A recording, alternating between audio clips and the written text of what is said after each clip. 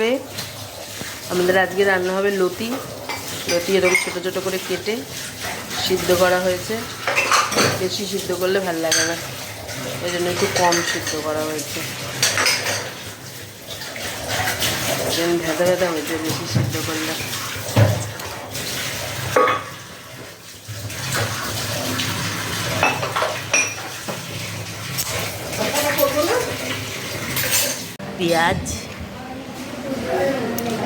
পেঁয়াজ কুচি, রসুন কুচি আর লঙ্কা চিড়ে, বেশি মশলা দেওয়া হবে না। আজকে আমাদের রান্না হবে পটল ভাজা। আর এই পটলগুলো তো নষ্ট হয়ে যাচ্ছিল, পুরো হয়ে যাচ্ছিল, তাই জন্য পটলগুলো ছোট ছোট করে কেটে মোরলা মাছ দিয়ে রান্না করা হবে।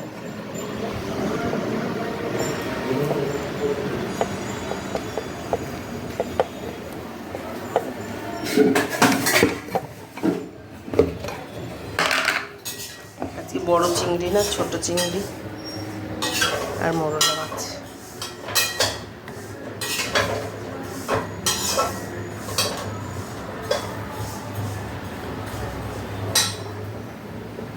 মোরলা মাছগুলো কালকে আনা হয়েছিল, নুন হলুদ মাখিয়ে ফ্রিজে রাখা হয়েছিল। মোরলা মাছ, চিংড়ি মাছ সবই। এই যে লতি রান্না হয়ে গেল।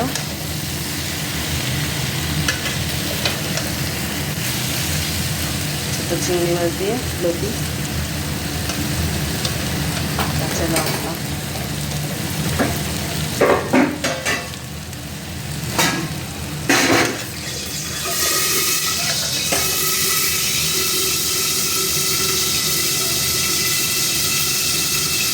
রসুন, পেঁয়াজ, রসুনটা এরকম করে কেটে দিয়েছিলাম।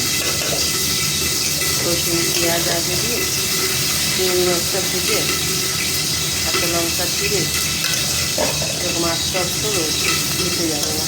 আস্তে আস্তে ভাবলে কি মেখে দিয়ে খেতে ভালোই লাগে, আর মিশে গেলে কেমন যেন ফ্যান ফ্যান লাগে।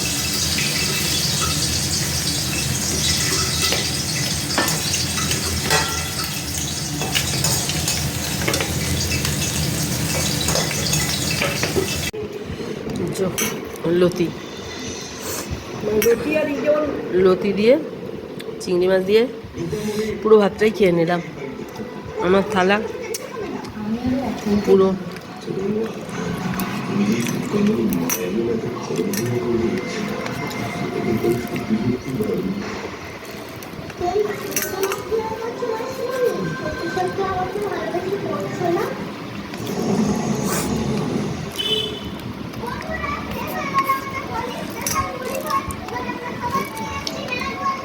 পুরো থালা ভাতটা শেষ হয়ে গেল লতি দিয়ে খেয়ে।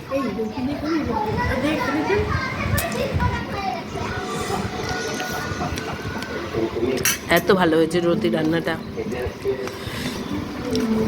আমার এরকম গোটা গোটা লতি থাকলে আমার ভালো লাগে খেতে, ঘেটে ঘুটে গেলে ভালো লাগে না।